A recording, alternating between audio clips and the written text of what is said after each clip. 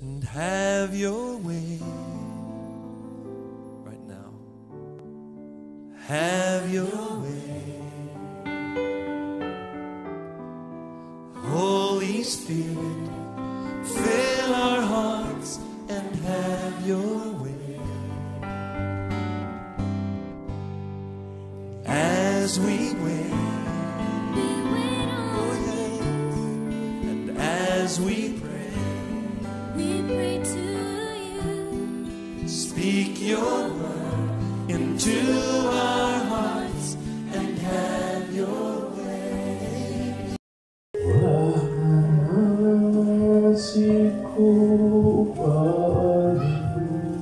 Yoshua 7 aya yake ni 10. Bwana akamwambia Yoshua, haya, inuka. Mbona umeanguka kifudifudi hivi?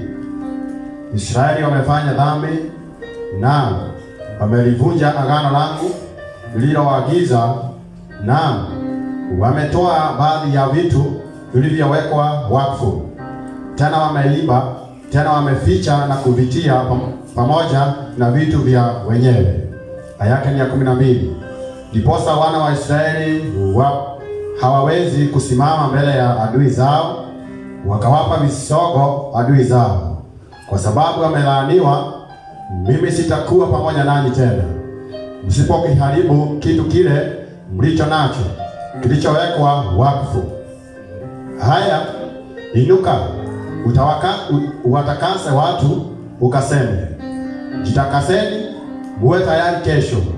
Maana Bwana Mungu wa Israeli asema hivi, kitu kilichowekwa wakfu kiko katikati yako. Israeli, uweze kusimama mbele ya adui zako hata mtakapokiondoa kile mlicho nacho kilichowekwa wakfu. Amen. Bwana nabariki neno lako, liwe uzima na liwe matumaini. Kwa jina la Yesu naomba. Amen. Naomba kuzungumza kidogo juu ya ni nani anawajibika. Who is responsible for the sins of Israel? Ni nani amewajibika kwa dhambi za wana wa Israeli ama kwa dhambi za watu wa Mungu? Who is responsible? Hallelujah. Amen. Hii ni hadithi tumesoma tu na tumeikata hapo mbele kwa sababu kuna maneno iko hapo juu. Wakati Mungu alikuwa anapeleka Israeli baada ya kuingia katika Canaan na wakapitia Jericho. Hallelujah. Amen. Na wengi wenu mnajua ile hadithi vile Israeli walishinda Jericho kwa kuzunguka. Hawakutumia mkuki, walitumia style ya kuzunguka. Mara 7 wakapiga kelele na Jericho ikaanguka. Kwa hiyo igara tutaidia. Katika hiyo kuzunguka kuna mambo ilifanyika huko ndani. Hallelujah. Mungu alikuwa ameonya Israeli wasitamani kitu chochote katika mji ule wa Jericho, na wasichukue kitu chochote kwa sababu kingewaletea unajisi na kingefanya wawe na shida. Gaiaroto taidia. Na wakati walipoenda wakafanya hivyo, kuna wajamaa walileta ujeuri kidogo na wakaingia huko wakafanya kama vile siku ingine Sauli alifanya. Unakumbuka kuna siku Sauli aliambiwa aende akamalize Amaleki, na wakaona ng'ombe mnono, wakaona vitu vya maana, na wakasema hii haitakiwi kuharibiwa, iende ikapeletolewe Mungu wetu sadaka. Na unakumbuka vile Mungu alipingana na Sauli na akamuuliza maswali. Haleluya.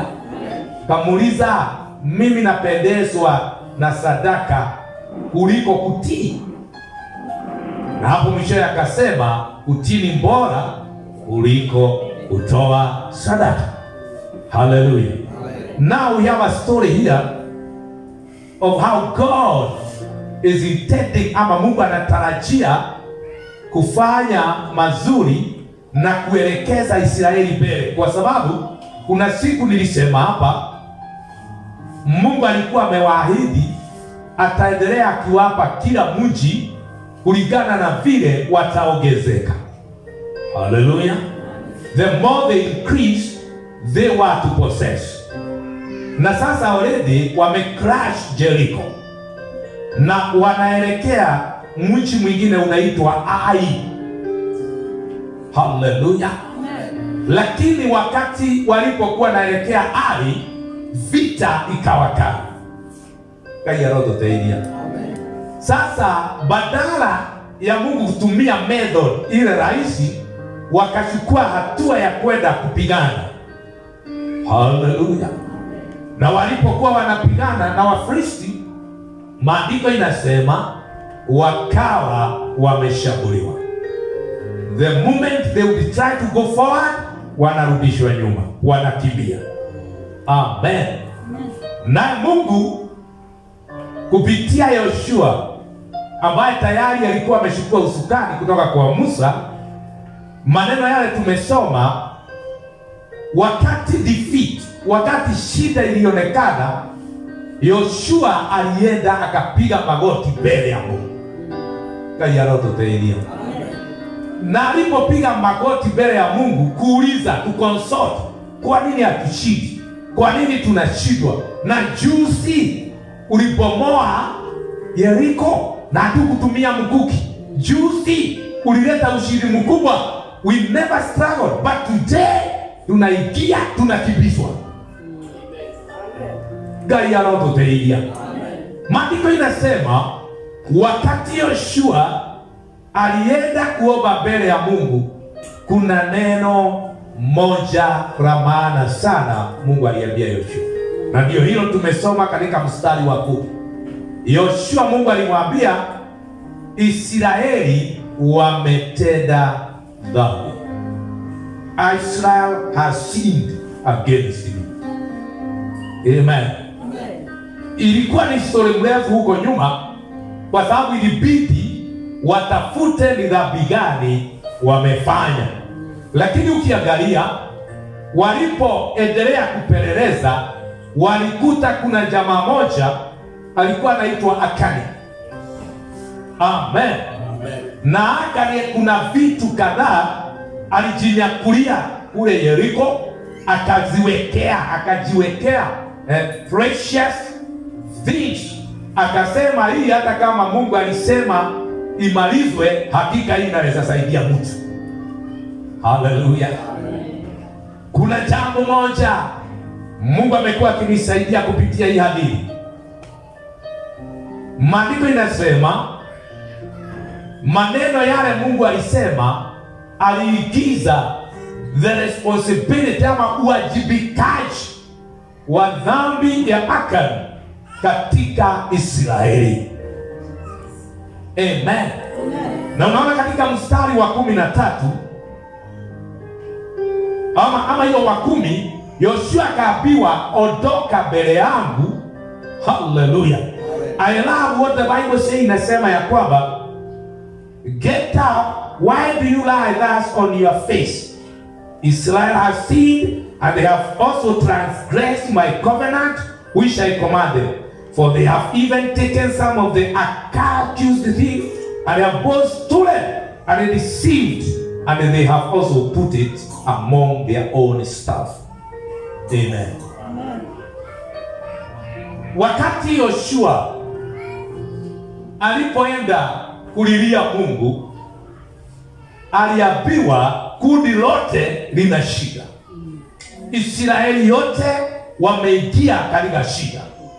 Amen.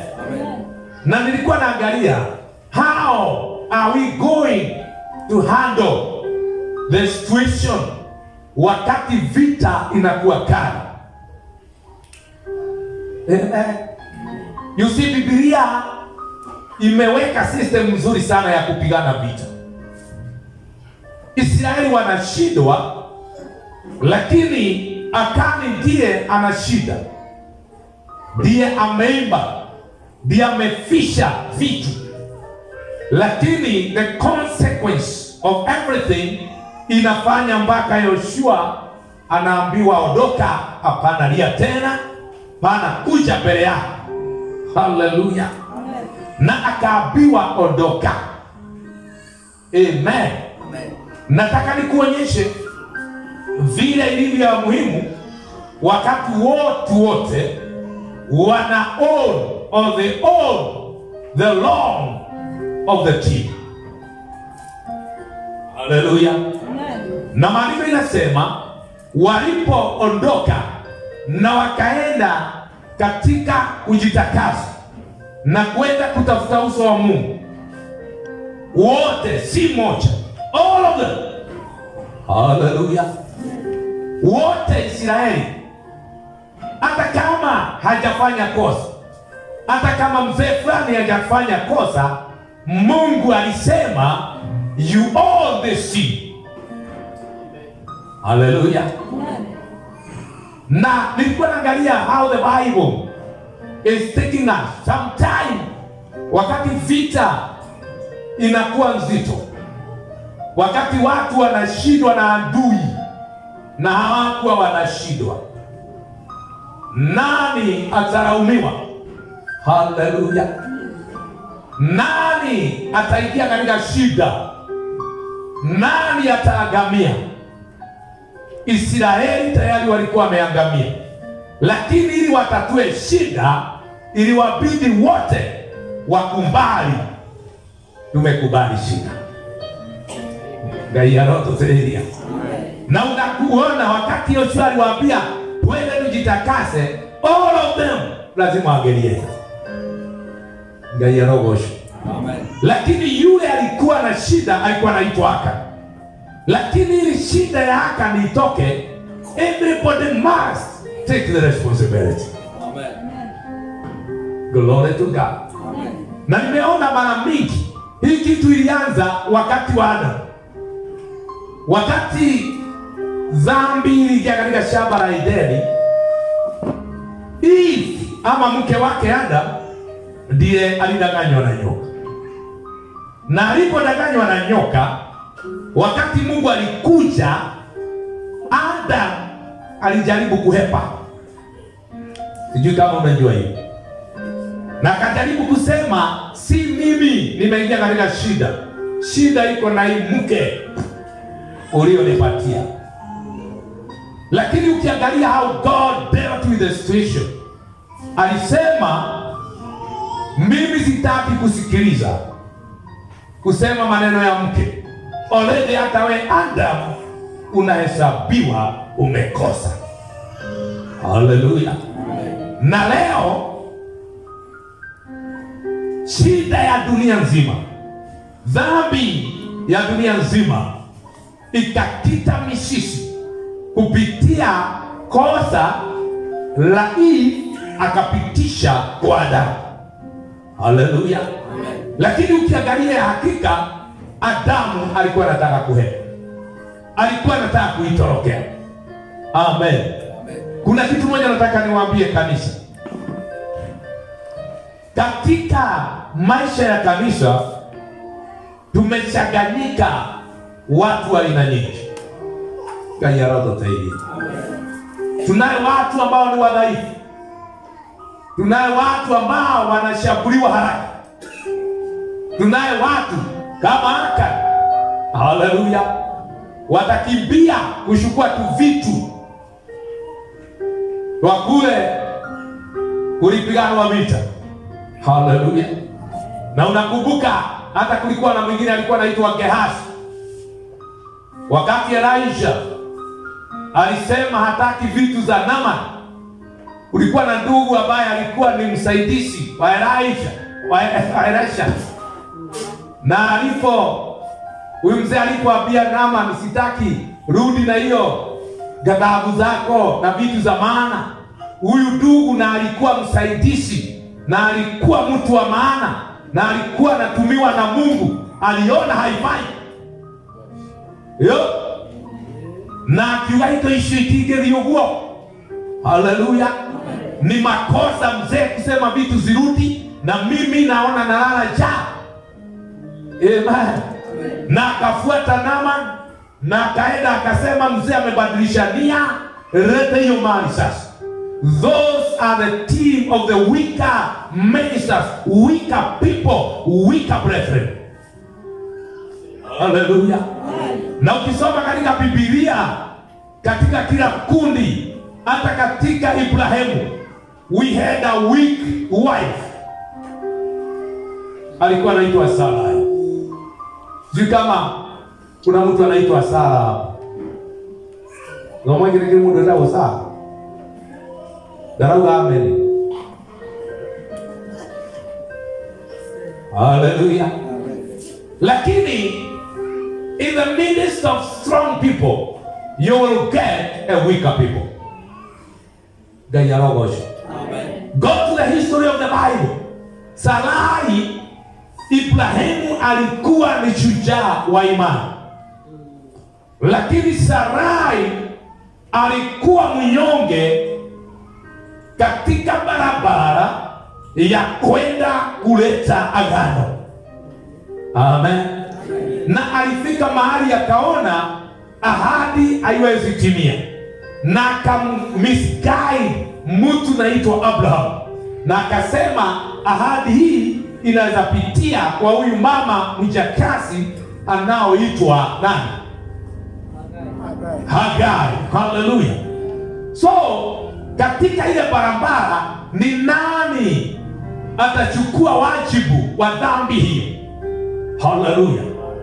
Ukiangalia katika Biblia, when victory is on the way, everybody must take the responsibility. Sijui kama ninasikika vile ninasema. Kama Mungu ataleta ushindi mara ya pili, lazima watu waajibike.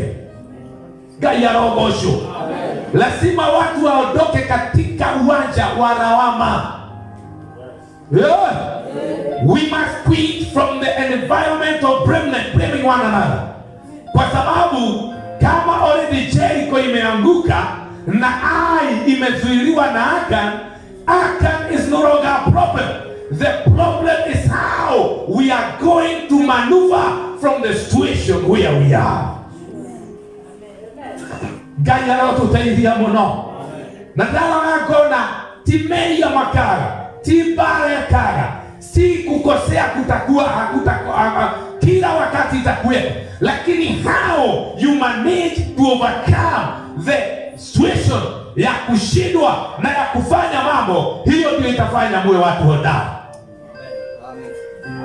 Amen. Amen. Hallelujah. Hallelujah. Hallelujah. Yoshua aliambiwa nyote mna makosa. Do we have anybody to justify himself? No. Amen. Kanisa, Mungu ananisaidia. We will never move to the next level. Hallelujah. Mpaka tutakapojua ya kwamba kushindwa kwa ndugu yangu ni kushindwa kwao. Halo? Kushindwa kwa dada yangu ni kushindwa kwako. Yeah. Kushindwa kwa mtoto wangu ni kushindwa kwako. Yeah. Kushindwa kwa dada yetu ni kushindwa kwetu. Amen. Na lazima tuelewe ya kwamba vita itaendelea. Gayarogosho.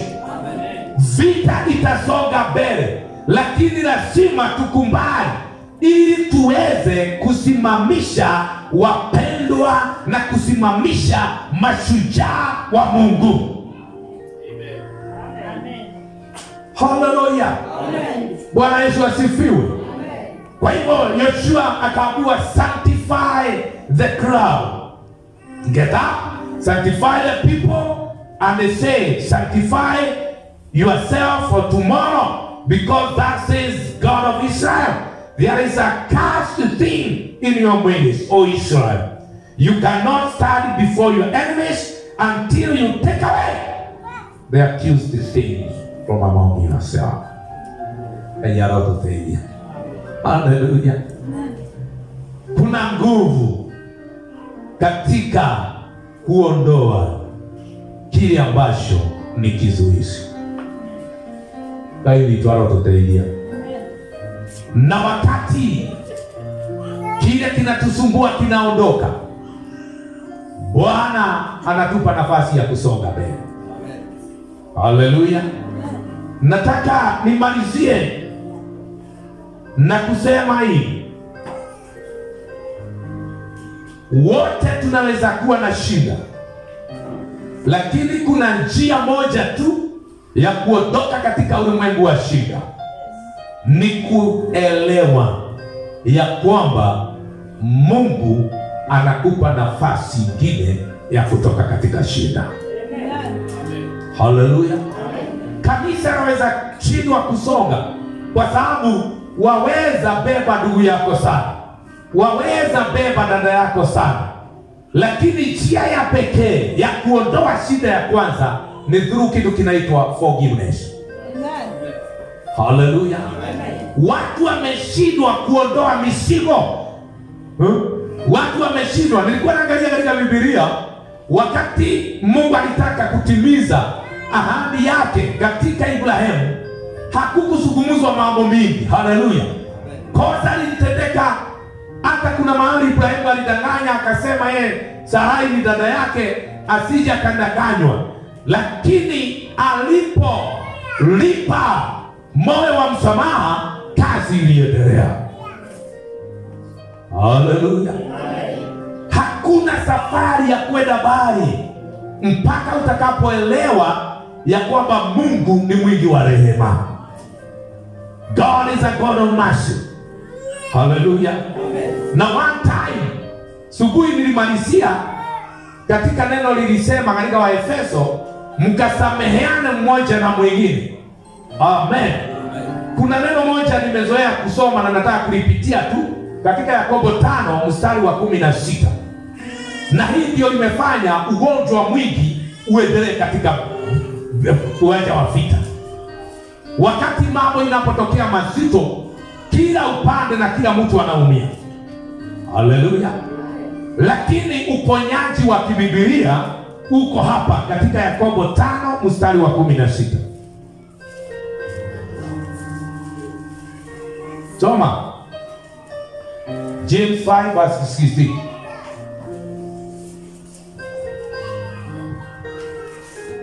Naonekana huyu ndugu alisahau. Yakobo 5 aya ya 16, Biblia inasema ya kwamba ugamaneni dhambi zenu ninyi kwa ninyi. Confess your trespass for one another. Na kuombeana mpaka kuponywa. Mpaka mponywe. Kuomba kwake mwenye haki kwafaa sana. Akiomba kwa bidii. Akiomba kwa bidii. The effective fervent prayer of a righteous man availeth much. Hallelujah. Wakati vita inaletwa na shetani, adui wanapoangamiza Israeli, lazima kuondoke moyo wa lawama. Na moyo wa lawama kuondoka ni kujifika moyo wa msamaha. Amen. Wale watu wote waliofanya mambo ya kusimamisha jeshi, na walipofanya saa ingine kunaonekana kama hakuna kusonga mbele, hata kama waliondolewa, msamaha ulikita mizizi. You cannot move forward with your brother until mnaigiana kwa roho. Kuigiana kwa roho kunaletagwa na kuungama. Haleluya. Asubuhi kuna kijana sijui hapo ama alienda, alisimama pale, na huyo kijana aliconfirm the message ile nilikuwa nisome. Alisimama akasema, mimi nimelelewa kwa kanisa, nimekuja hivyo. Na akasema ifika mahali anaona kama ameanguka. Sijui kama kuna mtu alikuwa hapo. Such a confession, hiyo ndio inaletaga uhai. Such a confession. Hallelujah. Na akasema mimi nataka kuokoka. Nani angezuilia msamaha wa mtu ambaye anaungama? Nani angezuilia uponyaji? Hata ametoa ushuhuda saa hii akasema hangeweza kusema ameokoka, alisikia kuna kitu inamfunga. Na ngoja niwaambie kanisa, it is until we reach a point of releasing the spirit of forgiveness, hapo ndipo tutapona katika jina la Yesu. Kwa sababu Biblia inasema you cannot pray for your brother kama hujamsamehe. Hawezi ombea dada yako kama haujasamehe. Hallelujah. Hiyo ni kumaanisha hauna uhuru wa kufanya mapenzi ya Mungu kama dada yako amekosea, na huwezi msamehe kama nawe haujahesabu dhambi yake inaweza kuwa yako. Amen. What am I talking about? Lazima tuelewe sisi ni mwili mmoja. Biblia inasema we are the body of Christ. Na katika mwili kuna viungo vingine ambao ni dhaifu. Kuna viungo vingine ambao ni za nguvu. Amen. Wakati Yesu alipokuwa anaenda, aliangalia wanafunzi akawaambia, nimeona nyote mtatigizwa na nyote mtaenda. Na unajua walienda. Wakati Yesu alishikwa, waliongozwa na Petro.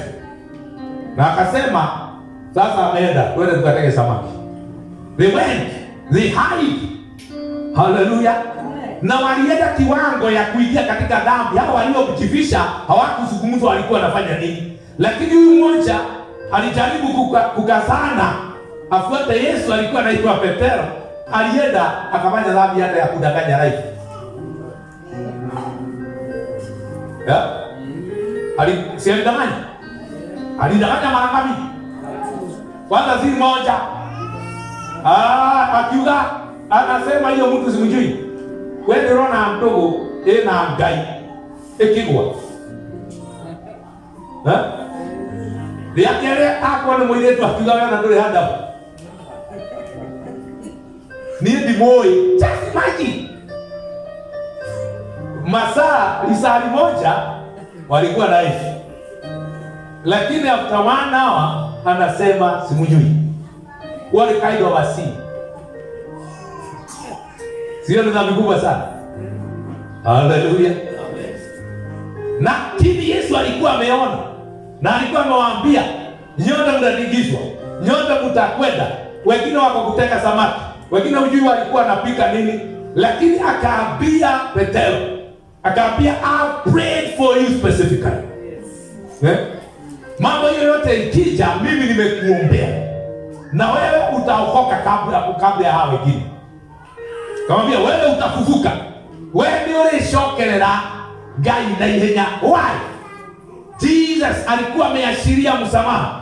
Alijua Yesu Petero atakana yeye. Alijua Petero ataleta mambo mazito. Na alijua atakata mtu.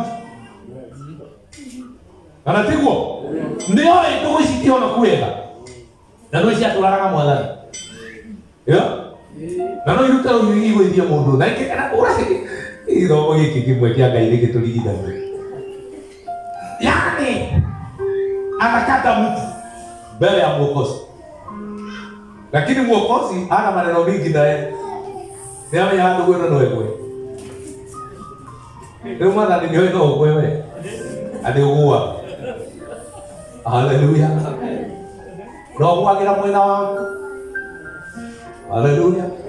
Lakini unaona mzee huyu anaelewa, anashika sikio anarudisha na kiraba yetu osho kiero yoyo. Na mwili ya rute. Gĩtũmi rũhiũ nĩ rũrĩ bata waguo. Bata wa rũhiũ ti gũtema mũndũ. No akimwĩra nĩ rũrĩ wĩra wake. Hata Edi alikuwa amesema siku nyingine watu wause kabuti wanunue nini? No waugete ruguru. Lakini nataka kusema hivi. Yesu alielewa njia nzuri ya kutengeneza hii ushirika si kuangalia dhambi kubwa ya Petero. Ndio mtwalile biu na tigana nake.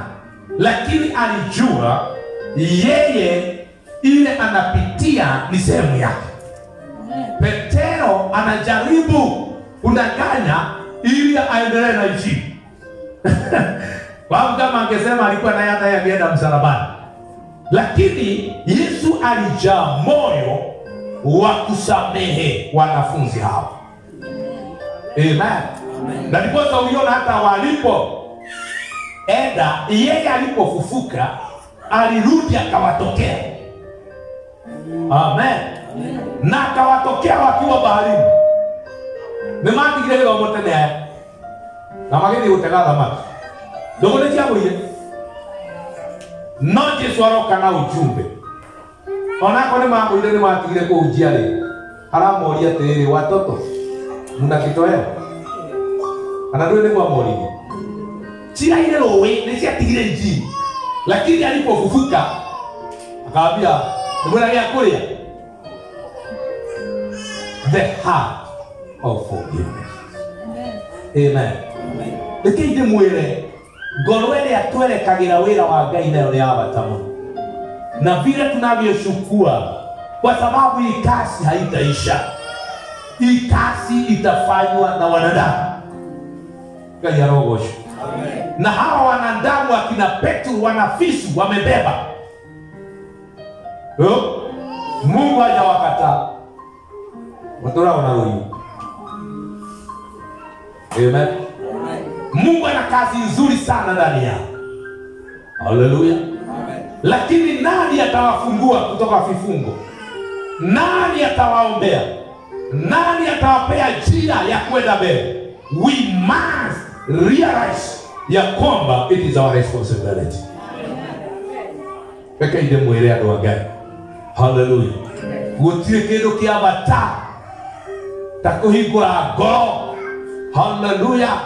Na kuambia watu Yesu ni mzuri na msamaha iko, na kuwasamehe hata wale unaona kama hawawezi kusamehewa. Amen. Wakati hakuna msamaha, watu wanakuwa wamefungwa. Na ndipo Biblia inasema wanakuwa wagonjwa. When you don't release forgiveness to any person, wewe ni mgonjwa na yeye ni mgonjwa. Wewe ni mgonjwa na yeye ni nani? Ni mgonjwa. Haleluya. Na ndipo unaona wakati tutaelewa vile Mungu anavyotuchukua, na kabla ya tarumbeta ilie, bado msamaha wa damu ya Yesu unafanya kazi. Amen. Ile uwezo wa kusamehe kama hivyo kijana alisema, still the power of forgiveness is working. Hakuna ndugu amehukumiwa jehanamu sahi. Hakuna, bado wanangoja siku ya kiyama. Amen. Hakuna amehukumiwa mbingu, hakuna amehukumiwa jehanamu. Still the day of judgment is coming. But how prepared are we? Nataka nimalizie na kuambia ya kwamba Israeli walipoamka wote wakaenda kujitakasa, na mmoja ndiye alikuwa na shida, Mungu alileta suluhisho. Haleluya. Wakati tunapigana hii vita yote ya kiroho, never classify yourself. Usije ukasimama mahali unajitangaza wewe you are not part of the battle. Wewe tukwa yuko, wewe ukwa yuko. Na waambia hallelujah, if God is going to take an army to the next level, let us go on our knees. Amen. Let us sanctify ourselves. Yeah. hebu kanisa lote liende katika njia ya kutayarisha barabara ya Mungu kutembea. Dhambi ya Maimayo, we own the sins of Maimayo. Sijui kama unajua hiyo. Kama tutaown uovu wa Maimayo, hatutaweza kuwaombea. Halo? Tumezaliwa kwa jamii ambazo zina madhambi mengi sana. Hautaweza kuombea hiyo jamii yenu mpaka utakapoona dhambi zao. Tumefunga jamii, tumefunga watoto, kwa sababu tunasema hao ndio wanafanya dhambi. Ndugu yangu ndio mwenye dhambi, dada yangu ndio mwenye dhambi, aende yeye atasomeka peke yake. That's wrong. Hallelujah. The Bible says in the book of Job, chapter number 1. Job aliona dhambi ya watoto wake. Kweli ya mauro. Hata ile hajaona, aliamuka akasema, naenda kutoa dhabihu mbele ya Mungu kwa sababu ya watoto wangu. What does it mean? He was responsible for the wrongs of his children. We will never get the way out mpaka tutakapoanza kubadilisha mawazo yetu. Tusishekelee yule jamaa anayeangamia. We don't laugh at Maimayo. We don't laugh at our family members.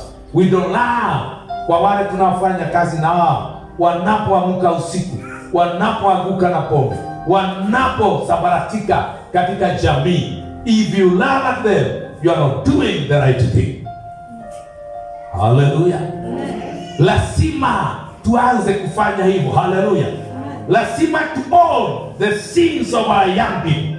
If a church itakuwa na vijana shupavu ambao watafaulu katika maisha na watafaulu katika njia zao, nani atachukua dhambi yao aende naye mbele ya Mungu, aombe msamaha mbele ya Mungu? Do we have a brother? Do we have a woman? Na ndiposa uliona wakati Yesu alipoletewa yule mama aliyekuwa ameshikwa akizini. Hallelujah.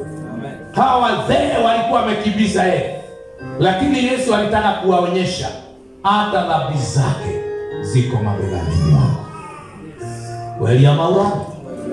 Kasimama kawaambia yule ambaye hajakosa awe wa kwanza kumwanga. Hallelujah. We are serving a passionate God. Injili ni kubemba dhambi ya ulimwengu. Hallelujah. Injili ni tunapoona watu wanaangamia, tunafanya kama Yesu. Biblia inasema aliuzwa na mfuto. He was moved by compassion.